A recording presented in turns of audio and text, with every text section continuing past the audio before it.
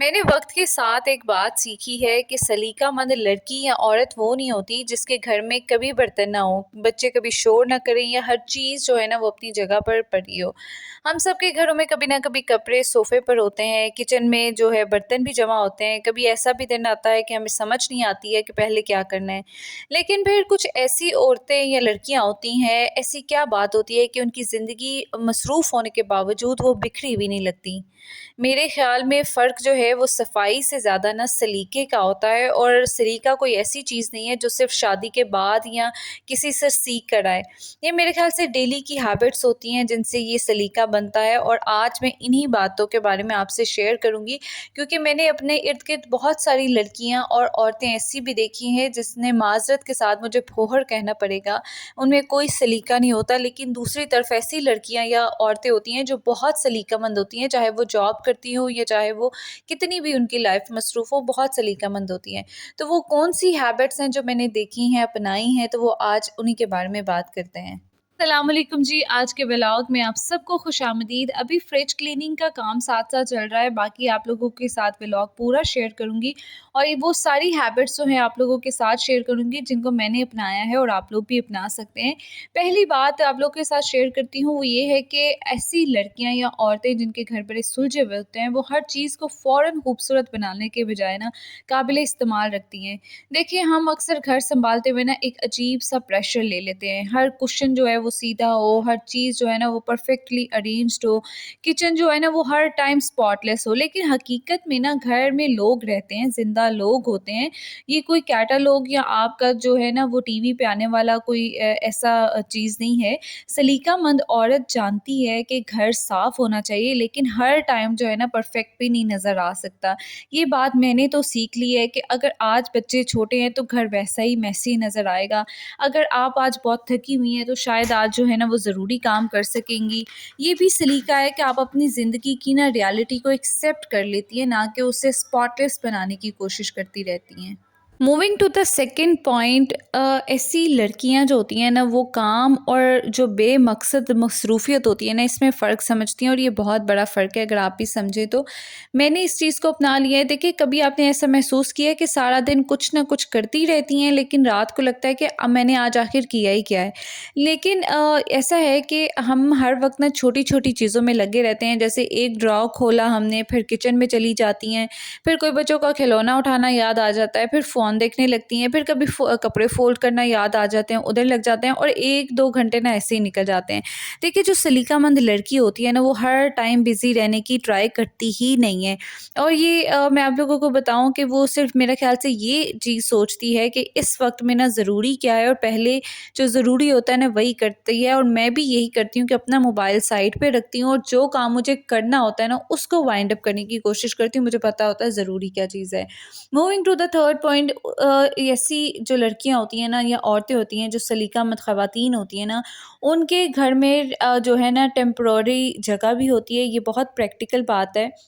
घर में ना ऐसी चीज़ें रोज़ आती हैं जिन्हें फ़ौरन हम ना अपनी परमानेंट जगह पे रखना ना मुमकिन नहीं होता।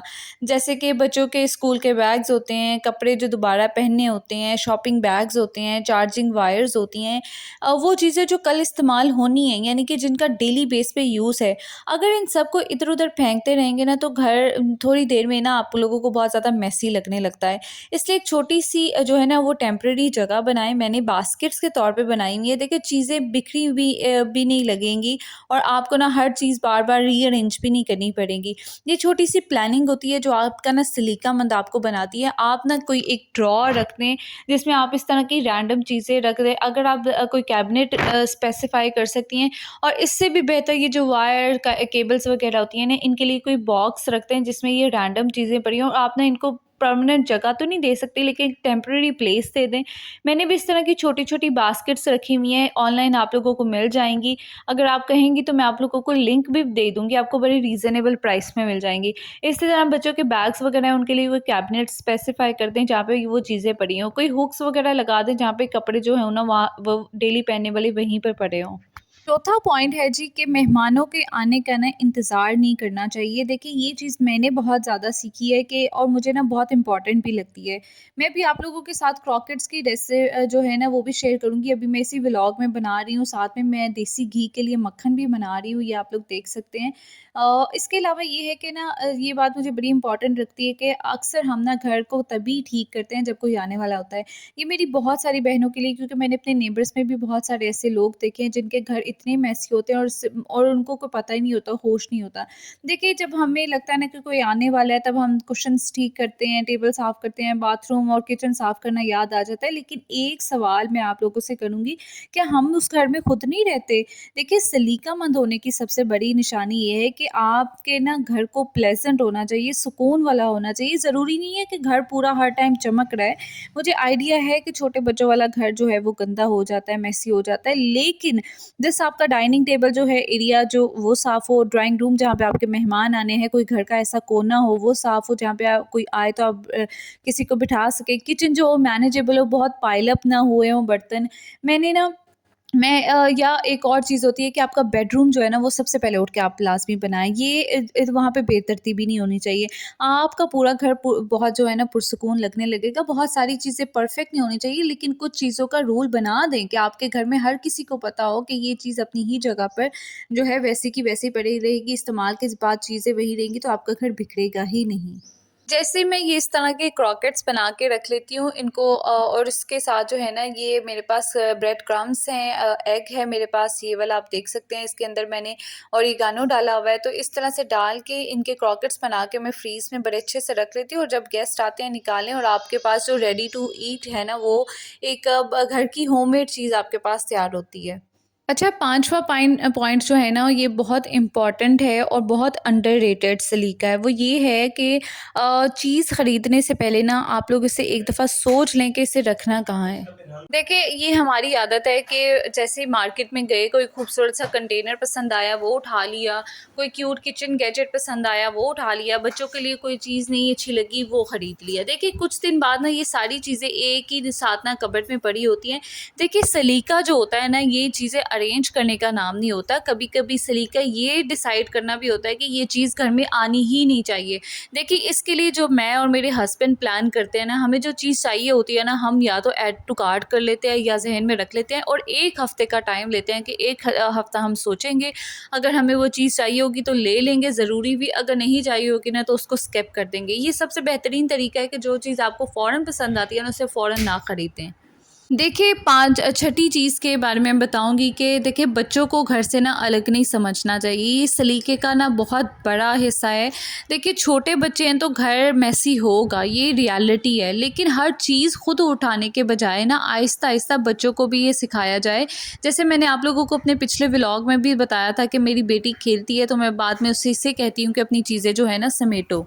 जैसे बच्चे खेलते हैं तो खिलौने खेलते हैं, उन्हें सिखाएं कि इसे वापस रखो, जूते उतारते हैं इन्हें बताते हैं कि इन्हें अपनी जगह पे रखो, कपड़े बदलते हैं तो उनको बताते हैं कि जी लॉन्ड्री बास्केट में डालो।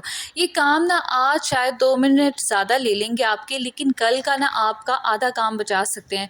और सबसे अच्छी बात पता है क्या है, बच्चे भी सीखते हैं कि ये जो घर है ना ये सिर्फ हमारी मामा की रिस्पॉन्सिबिलिटी नहीं है, ये सबकी जगह है जहाँ पे हम सब का थोड़ा थोड़ा हिस्सा है, और हमने सब ने अपना अपना काम और जो है ना वो हिस्सा डालना है इस चीज़ में। 7वीं जो बात है वो ये है कि अपनी अपीयरेंस को ना बिल्कुल भी लास्ट पे नहीं छोड़ना चाहिए। यहाँ मैं हर टाइम तैयार रहने की बात नहीं कर रही आप लोगों से, अपनी बहनों से। ना मेकअप बहुत ज़्यादा ज़रूरी है, ना महँगे कपड़े पहनना। मैं सिर्फ़ आप लोगों से ये कह रही हूँ कि जो है ना अपने बाल बना लिया करें, कपड़े अच्छे पहन लिया करें, साफ़ कपड़े पहना करें, फ़ेस वॉश करके ना सिर्फ़ मॉइस्चराइज़र लगा लिया करें, और अगर आपको कोई खुशबू पसंद है तो थोड़ी-सी वो लगा लिया करें, बस इतना ही काफ़ी है।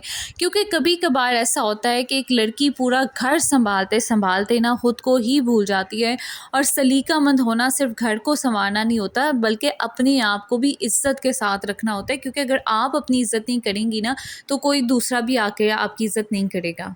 और आखिर में एक बात मैं कहूँगी कि अगर आपके घर में बच्चे हैं, रिस्पॉन्सिबिलिटीज़ हैं, रोज़ का किचन है, लॉन्ड्री होती है, ग्रॉसरी है, तो आपका घर जो है ना वो हर टाइम इंस्टाग्राम जैसा नहीं हो सकता एंड ऑनेस्टली होना भी नहीं चाहिए।